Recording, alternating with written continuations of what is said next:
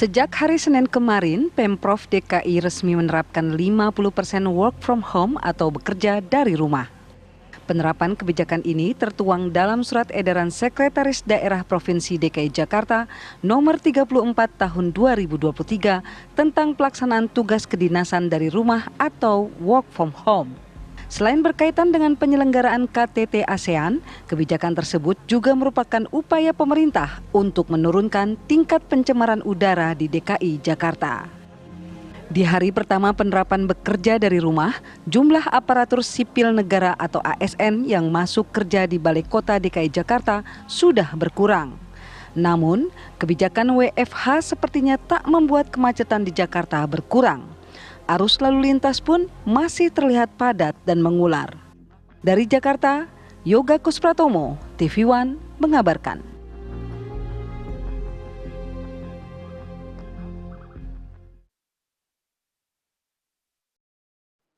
Ya, Anda kembali di Apa Kabar Indonesia Pagi. Tadi sudah ada informasi awal mengenai kebijakan Pemprov DKI Jakarta. 50% pegawainya untuk mengurangi kemacetan dan juga bagian dari upaya mengurangi polusi. Nah, WFH ini akan diberlakukan dengan uji coba kurang lebih 3 bulan sampai tanggal 21 Oktober mendatang. Ada beberapa pegawai yang diminta untuk WFH, artinya pegawai-pegawai yang tidak bersentuhan langsung dengan masyarakat seperti layanan rumah sakit, kemudian pemadam kebakaran, Satpol PP, dan juga mereka yang bertanggung jawab pada bidang pendidikan. Nah, saya akan membahas lebih lanjut mengenai kebijakan dari Pemprov DKI Jakarta mengenai WFH ini nanti dengan narasumber. Tapi saya tanya terlebih dahulu ya pada masyarakat yang ada di sini, apa sih respon mereka soal kebijakan WFH yang diberlakukan oleh Pemprov DKI Jakarta. Saya sudah janjian, ini ada Mas Sandi. Selamat pagi Mas Sandi. Selamat pagi. Sehat? Sehat. Ya. Mas Sandi, saya mau sebelum kita bicara soal WFH ya, saya mau Mas Sandi, gimana sih responnya dengan kondisi polusi udara DKI Jakarta yang beberapa waktu terakhir ini menjadi concern banyak orang? Ya sih, seperti yang kita tahu ya, beberapa akhir tahun ini kita lihat emang polusi emang sangat parah. Kadang-kadang kalau pagi juga kita nggak tahu itu kabut ataupun polusi ya, gitu kan, kadang-kadang nggak kelihatan gitu kan. Makanya orang-orang juga awal-awalnya udah nggak pakai masker, tapi sekarang udah mulai pakai masker lagi karena banyak pengaruhnya lah, anak-anak juga sudah batuk kayak gitu lah kalau saya lihat. Mas Sandi sendiri tinggal di? Saya kebetulan tinggal di Bekasi. Bekasi, berarti memang tiap hari ya, ke Jakarta kerjanya. Nah, melihat kondisi langit dalam beberapa hari terakhir, concernnya sendiri Mas Sandi soal apa? Ya mungkin dari soal polusi tadi sih ya kita harapkan sih, kan kita nggak tahu nih, ada yang bilang polusi dari kendaraan bermotor lah, dari segala macam. Ya mungkin ada beberapa dari pemerintah lah, kira-kira seperti apa nih, kira-kira apa pembatasan lagi yang ada 4-in-1 segala macam gitu kan. Jadi bisa mengurangi lah untuk polusinya. Nah, ngomong-ngomong Mas Andi pegawai swasta atau ASN Pemprov? Saya swasta kebetulan. Kalau ASN ditanya lagi ada di sini. Nah, soal kebijakan ASN ya, Pemprov DKI ini, soal WFH-nya gimana? Ya sedikit lah. Cuma kita sih cukup dukung lah ya mudah-mudahan ada pengaruhnya, kita lihat, dan kalau ternyata pengaruhnya sedikit, ya mudah-mudahan dikembangkan untuk ya semua sektor lah ya, swasta juga, supaya bisa berpengaruh juga lah ya. Oke, kalau di kantor sendiri ada obrolan nggak, ada WFH atau mungkin obrolan-obrolan soal polusi udara, kan ini juga akan mempengaruhi karyawan sendiri kan? Ya. Kalau soal WFH terus terang belum ada sih saat ini. Tapi kalau soal polusi sih udah ada sih. Selama ini emang pasti, kalau kita kebetulan saya di lantai 26 ya. Jadi kalau lihat keluar juga kalau pagi-pagi tuh udah kabut aja gitu, nggak cerah seperti biasanya gitu loh. Oke. Berarti tiap hari juga bisa memantau ya Mas Andi? Iya, betul. Oke, sip kalau begitu. Selamat beraktivitas lagi kembali Mas Andi, makasih ya. Terima kasih. Semoga sehat selalu. Oke. Itu tadi salah satu masyarakat. Ada juga yang mendukung ya soal WFH tadi. Memang sudah menjadi sangat concern bagi masyarakat, terutama yang beraktivitas di Jabodetabek, dengan kualitas udara yang cukup mengkhawatirkan ya dalam beberapa waktu terakhir.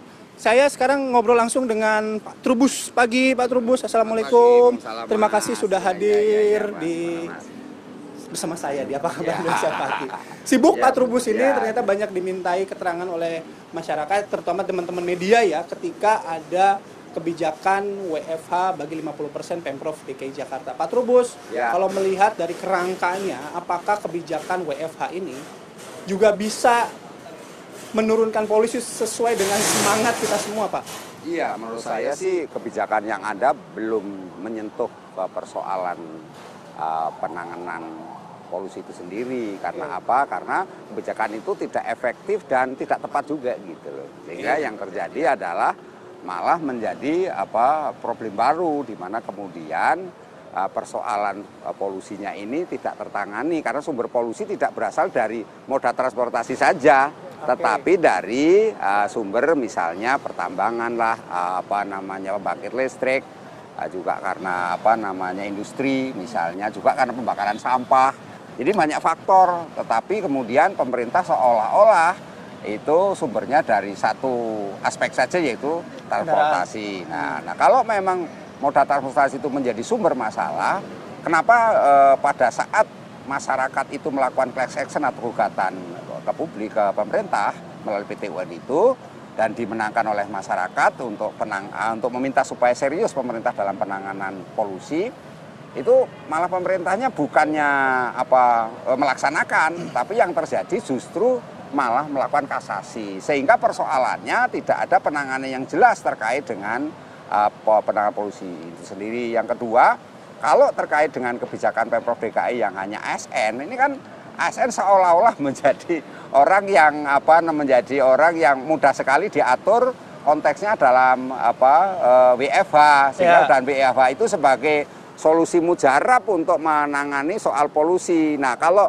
misalnya mau memang sungguh serius, polusi itu sumbernya dari apa sih? Sebenarnya kan dari mobilitas masyarakat. Ya masyarakatnya yang ditekan, gitu, dikendalikan seperti yang terjadi pernah dilakukan di China misalnya. Artinya masyarakat juga harus diatur aktivitasnya, betul? Iya, aktivitasnya diatur, dan kita kan bisa mengatur itu semua. Toh kita punya pengalaman saat pandemi Covid itu, sehingga langit Jakarta begitu biru dan Gunung Salak bisa terlihat kan gitu. Jadi kalau memang itu kendalikan, nah pengendaliannya bentuknya apa? Ya semua WFH kalau mau dipakai gunakan ya tidak hanya untuk ASN tapi juga untuk non ASN, jadi karyawan swasta pun harus ini. Nah, cuman harus mempertimbangkan pemerintah ada konsekuensi yang harus ditanggung, yaitu memberikan semacam insentif atau kompensasi kepada masyarakat yang terdampak itu, kan itu persoalannya. Kalau memang nggak mau, ya bagaimana kemudian mau menangani polusi ini secara komprehensif? Yang ada ya parsial. Kalau parsial ya nggak ngefek semua, ya seperti ini yang terjadi. Tapi tidak bisakah dilihat misalnya begini ya, ketika ada kebijakan WFH itu ada satu langkah konkret setidaknya ya Pak ya gitu, untuk mengatasi polusi dan kemacetan. Nggak bisa dilihat dari aspek itu? Iya, sebenarnya bisa kalau memang mau ini kan masyarakatnya yang diatur. Misalnya dalam mereka bermobilitas, masyarakat diminta menggunakan transportasi umum. Jadi diedukasi, jadi bukan dilarang, dikendalikan supaya masyarakat tidak menggunakan kendaraan pribadi. Jadi semua transportasi umum. Nah, transportasi umumnya itu berarti semuanya harus berbasis listrik lah, taruhlah misalnya yang dianggap ramah lingkungan kan gitu.